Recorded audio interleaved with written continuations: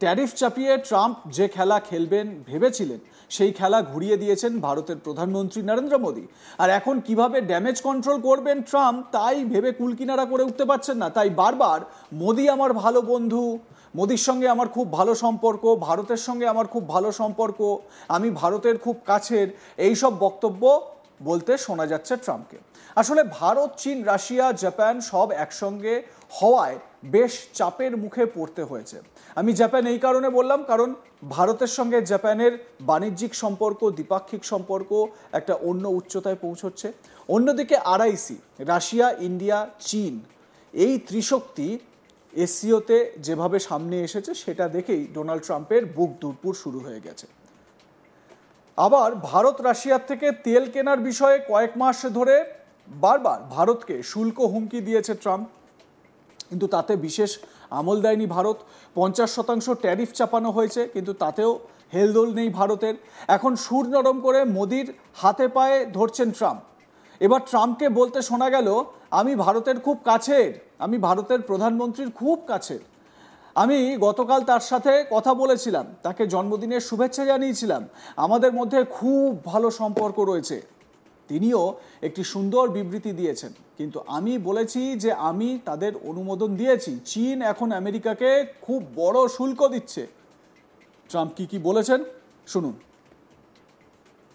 As you know, I'm very close to India. I'm very close to the Prime Minister of India. I spoke to him the other day, wished him a happy birthday. We have a very good relationship. He put out a beautiful statement too. We have, but I said, I sanctioned them. China is paying a very large tariff right now to the United States.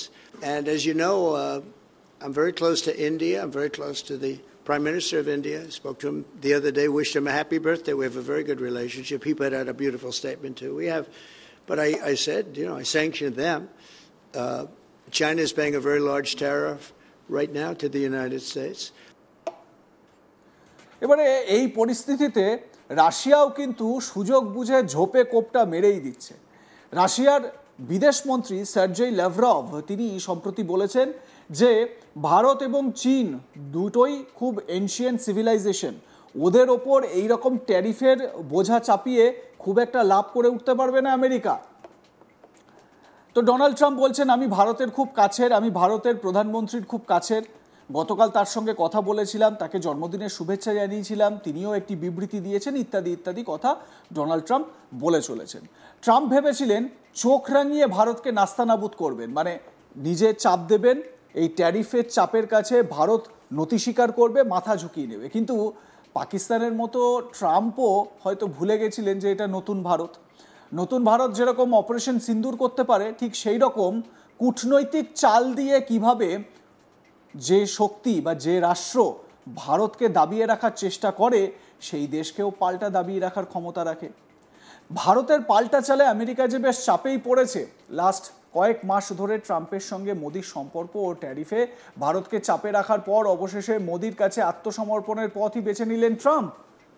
কি হয়েছে সেটা আরেকবার বলি। রাশিয়ার থেকে তেল কেনার মাসুল দিতে হয়েছে ভারতকে। আমেরিকার নিষেধাজ্ঞা উড়িয়ে রাশিয়ার তেল কেনার জন্য 2 দফায় ভারতীয় পণ্যের উপর মোট 50% শুল্ক চাপিয়েছেন ডোনাল্ড ট্রাম্প। আর ট্রাম্পের এই সিদ্ধান্তের পর থেকেই আমেরিকার সঙ্গে ভারতের সম্পর্ক কিছুটা হলেও তলানিতে ঠেকেছে। এমনকি দুই দেশের মধ্যে প্রস্তাবিত বাণিজ্যিক চুক্তিও কার্যত থমকে দাঁড়িয়েছে। এই পরিস্থিতিতে আমেরিকার প্রেসিডেন্ট ডোনাল্ড ট্রাম্প নিজের মুখে স্বীকার করলেন ভারতের উপর 50% শুল্ক আরোপ একটা বড় বিষয় ছিল, এটা সহজ কাজ ছিল না। আর এজন্যই ভারতের সঙ্গে সম্পর্কে চিড় ধরেছে। সম্প্রতি ফক্স অ্যান্ড ফ্রেন্ডসকে একটি সাক্ষাৎকার দেন আমেরিকার প্রেসিডেন্ট। সেখানে তিনি বলেন ভারত আমাদের সবচেয়ে বড় ক্রেতার মধ্যে অন্যতম। আমি ওদের উপর 50% শুল্ক চাপিয়েছি কারণ ওরা রাশিয়ার থেকে তেল কিনছে। আমি অনেক কিছু করেছি এবং এটা হয়তো আমাদের থেকেও বেশি ইউরোপের জন্য সমস্যার কারণ হয়ে দাঁড়িয়েছে। তিনি আরও বলেন ভারতের উপর শুল্ক চাপানো সহজ ছিল না, এটা অনেক বড় বিষয়, এই কারণেই ভারতের সঙ্গে সম্পর্কে চিড় ধরে। আর এসবের মাঝেই ভারতের সঙ্গে বন্ধুত্ব জোরদার হয়েছে চীনের, রাশিয়ার, যা ভয় ধরাচ্ছে আমেরিকার মনে। আর তারপর থেকেই বিভিন্ন সময় ট্রাম্প ভারতের প্রধানমন্ত্রী মোদির গুণগান করেই চলেছেন, ভালো বন্ধু বলেও মন্তব্য করেছেন। গত 1 সেপ্টেম্বর ছিল প্রধানমন্ত্রী গত 17ই সেপ্টেম্বর ছিল প্রধানমন্ত্রী নরেন্দ্র মোদীর জন্মদিন। এদিন প্রধানমন্ত্রী মোদীর জন্মদিনকেই হাতিয়ার করেন ট্রাম্প। মোদীর জন্মদিনে শুভেচ্ছা বার্তায় ভরিয়ে দেন ডোনাল্ড ট্রাম্প। বুধবার প্রধানমন্ত্রী নরেন্দ্র মোদীর 75তম জন্মদিন। তার আগে মোদীকে ফোন করে জন্মদিনের শুভেচ্ছা জানান আমেরিকার প্রেসিডেন্ট ডোনাল্ড ট্রাম্প। এদিনের কথোপকথনের পর সোশ্যাল মিডিয়ায় একটি পোস্ট করেন মোদী। তিনি লেখেন, আমার বন্ধু রাষ্ট্রপতি ট্রাম্প, আমার 75তম জন্মদিনে আপনার ফোন কল এবং উষ্ণ শুভেচ্ছার জন্য আপনাকে ধন্যবাদ।